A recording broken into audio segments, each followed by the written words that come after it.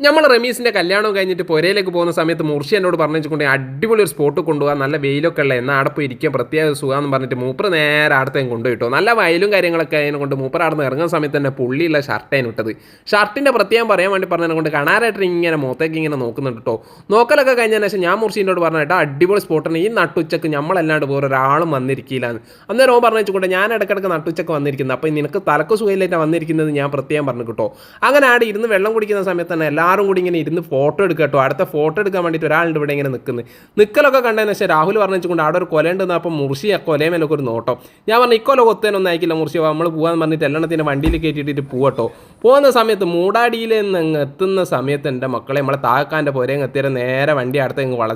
വളയ്ക്കാൻ കാരണം എന്ന് വെച്ചിട്ടുണ്ടെങ്കിൽ അവിടെ ആരുണ്ട് റമീസ് ഉണ്ട് ഫോട്ടോ എടുക്കാൻ വേണ്ടിയിട്ട് വന്നിട്ട് ഫോട്ടോഷൂട്ട് മൊത്തം നമുക്ക് ഇവിടുന്ന് എടുക്കാൻ പറഞ്ഞിട്ടാണ് റമീസ് എന്താക്കിയത് ഇവിടെ നിന്ന് കയറിയിട്ടോ കയറി പാടാന്ന് വെച്ചുകൊണ്ട് റമീസിൻ്റെ സ്റ്റൈല് കണ്ടില്ലേ ഒരുപോലത്തെ സ്റ്റൈല് അങ്ങനെല്ലാം കൂടി റമീസിനെ നമ്മളൊക്കെ കണ്ടിട്ട് ഭയങ്കര കുറവായാലും ഞങ്ങളെല്ലാവരും സിനിമാ നടന്മാരെ നോക്കുന്നുണ്ട് കേട്ടോ ഓനെ നോക്കി അപ്പോൾ നമ്മളെ ചാനൽ ഫോളോ ചെയ്യുക ഇവനുണ്ട് ഇവിടുന്ന് എന്താക്കുന്നത് മനസ്സിലായില്ല.